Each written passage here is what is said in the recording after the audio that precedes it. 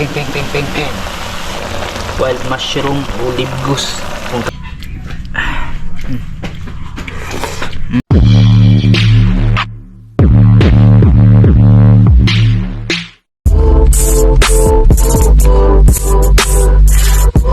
Yun, bali tapos ko na siyang malinisan mga idol. Ito.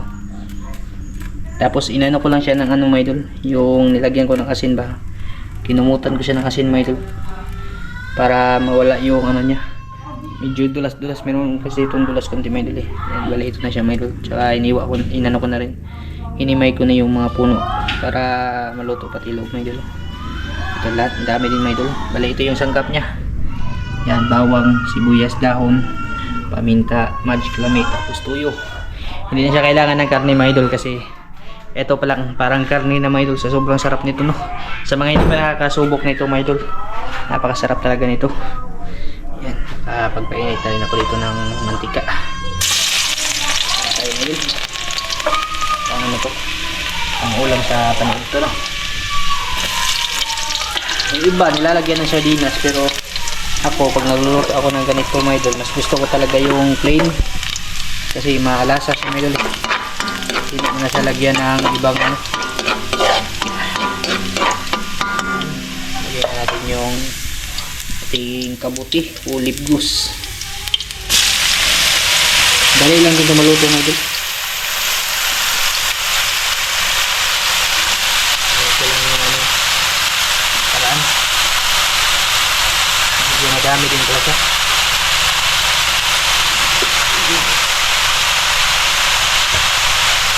Hindi mo siya kailangan ano yan, lagyan ng tubig mga idol kasi kusa siya nagkakatas. Ayan mga kusa to. May tubig na sa katawan niya ba. Pag nainitan ay ano siya, lumalabas yung tubig sa katawan niya.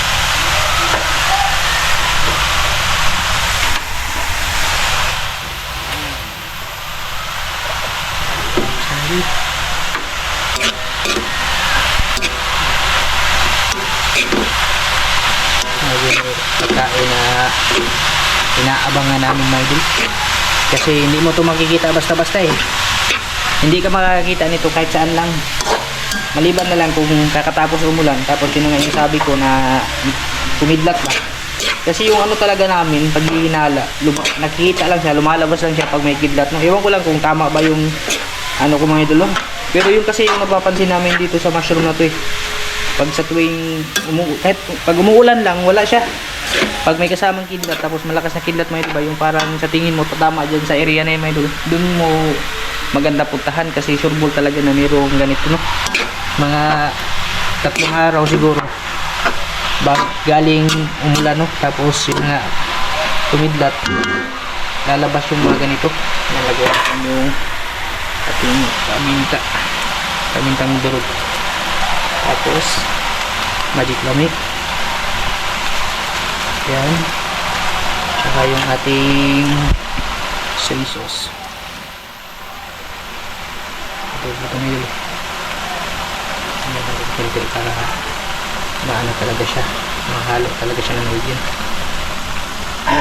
Yan, tapos na. Tapos yung ating sibuyas na dahon. Peng peng peng peng peng peng peng peng.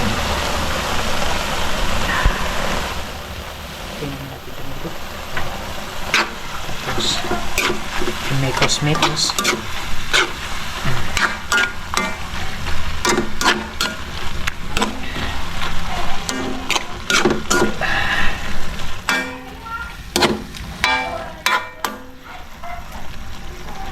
tikman ko muna bago ko lagyan ng suka.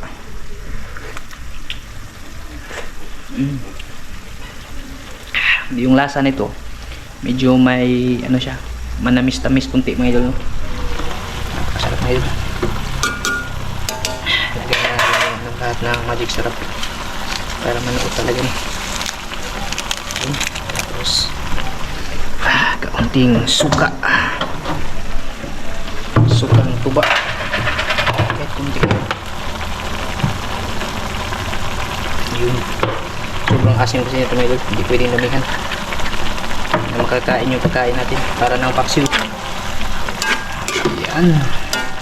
Ang bati na mga idol. Saglit lang kasi ito lutuin eh. Napakaano lang talaga nito. Napakadali lang nito lutuin mga idol. Konting kulo lang.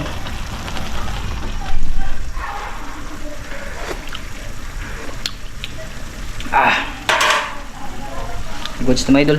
Bali, ito na po yung ating ano, adobong kabuti, wild mushroom o libgus kung tawagin dito sa probinsya ng Bohol, sa Visayas region mga idol. Sa amin libgus, ewan ko lang sa ibang lugar. Po mga idol, atin ang inadobo. Kain po tayo mga idol. Idol, ito na po yung ating adobong libgus mga idol. Luto na siya mga idol. Napakasarap mga idol. Yung kanin, kain po tayo no. Siyempre nag-ano ako ng iced tea mga idol para dito. Sarap to yun. Sabay ko si Maika mga idol. Paak na pong maybe. Gidok-dok ko baso.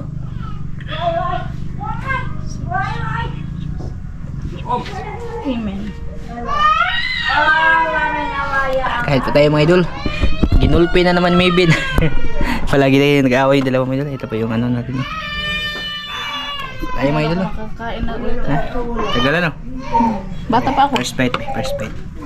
Ha? Ano? Kailan ka ulit nagkain? Bata pa. Matanda ka na day. Ha? First bite mga idol. May ka mga idol. Lagi. Kain po sa inyo lahat dyan mga idol. Kain po tayo mga idol. Ang ating adobong libgus. Gawi kuya. Sarap mga idol. Sarap na Mushroom sabaw. kuya, dali. Itong sabaw niya, hindi ko lagyan ng tubig no. Katas niya lang ito mga idol. Kuya. Tapos yung mga soy sauce pa.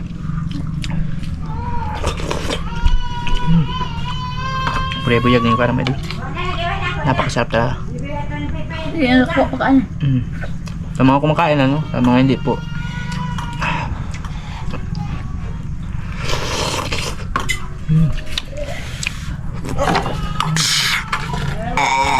Kuya Benbe. Tapos nang kumain mga idol.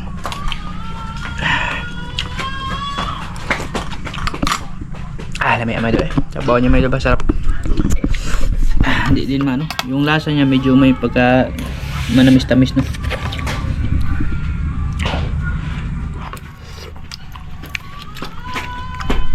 Dati mga idol, yung ginagawa ko dito, inano ko na mga idol, pinaparisan ng kanin eh. Masarap din siya, hindi parisan ng kanin.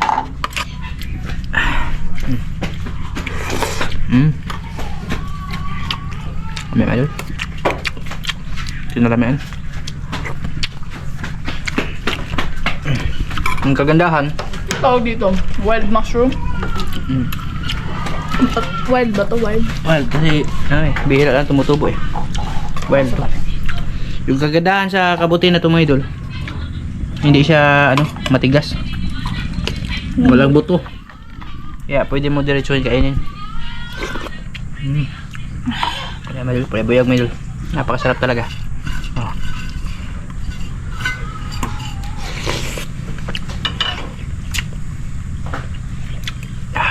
Malambot siya.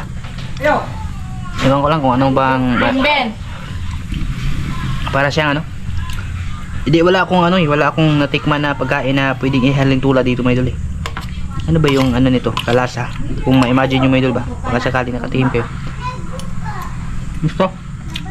Masarap siya mga idol. Yung lasa niya kakaiba. Iba pa ang klase kasi yung lasa ng mushroom. Mushroom kuya. Mushroom? Luto ni Papa? Good sila mga idol. Taste the mushroom. Klap-klap ang badyan, katilang. Ito tayo sa sunod. May Ben mushroom. Mga idol. Ben! Ito tayo sa sunod. Ito tayo sa sunod. May idol. Mushroom. Mushroom. Mana kaya is twice. That's mushroom. Kain niyo si Ben mga idol. Kami. Dali. Grabe mga idol. Napakasarap.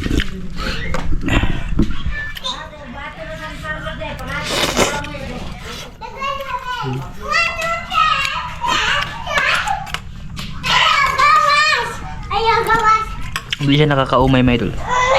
Kuya, Masarap talaga siya, no?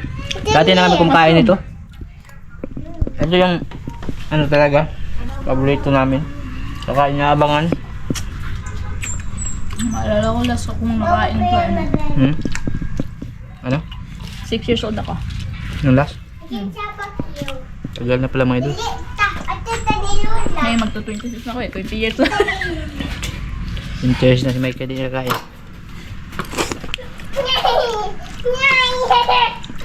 Sa probinsya kasi, marami talagang ano mga idol, no? Pagkain na pwedeng kainin mga idol. Basta ano ka lang, no? Hindi ka lang masilan ba? Ano yung importante doon mga idol? Kami sa bundok eh. Bundok lang. Iba, siguro na hindi nakakilala nito. Try nyo po mga idol, no? Basta, i-dibble siya mga idol. Alam nyo naman, maano naman yung forma ng mushroom. Yung mushroom naman na yung hindi pwedeng kainin, hindi naman marami yan mga idol. Kadalasan, isa piraso lang naman yan eh. Hindi yung kagaya dito sa nakuha natin ba na bulto-bulto talaga mga idol. Yung nakahilera talaga sila, no? Ganun po yung mushroom na nakakalason mga idol. Hindi maramihan yan. Kadalasan din yan, sa gubat talaga yung makikita mga idol. Dito sa amin wala namang gubat eh.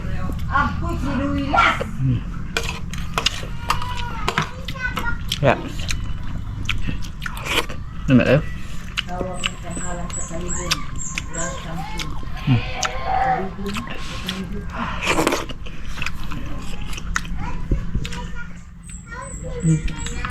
Istoryahan ko lang yung kanin mo, malapit na pala maubos. Yung sa kanya, yung tangkay, yung puno niya, ito yung parang medyo chewy siya, no? Yung payong malambot, yung lang puno lang niya, yung parang siya, may pagka parang litid ng baka, may idol ba, chewy.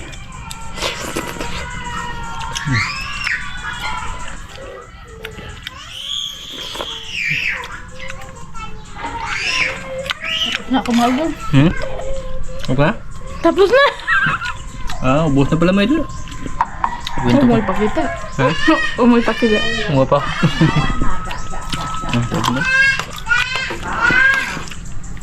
Yung po, na-share ko po sa inyo to mga idol, no? Yung para namin. Meron pa mga idol, marami pa pong pagkain dito na pwedeng kainin, no? I-share ko din po yun sa inyo mga idol. Kung ano talaga yung ba? Try natin yung yung Nakagis na. alam mo yung ng gabi. Takway. Takway. Takway ng gabi, pwede yun. Ito kasi mga pagkain na to, nakagis na namin to. Maliit pa lang kami, nakain na namin, no? Yung takway, di pa na Hindi pa. Wala kasi yan dito eh. Gabi lang. Masarap siya, papakin mo idol ba? Kahit walang kanin. Hindi siya nakakaumay mga idol. Gold siya mga idol. Mamaya pa yung gabi mga idol, hanggang hapunan. Ayan mga idol, may sobra pa po yung mushroom natin mga idol. Sakto ba to para sa hapunan namin, no? So, bali dalawang kainan yung ginawa natin. Sobrang pawis, nagkatubad ako ng damit. Ayan, hanggang dito na po ito mga idol, no? Sana meron po kayong na pulot na kunting kaalaman na pwede pala yun mga idol, no? At nakakain po pala, edible po talaga yung mga idol. Ayan, maraming salamat po sa inyo lahat dyan at mag-ingat po kayo. Bye bye kuya. Asa kumbol. Bye bye sa mga idol. Yan, maraming salamat po mga idol.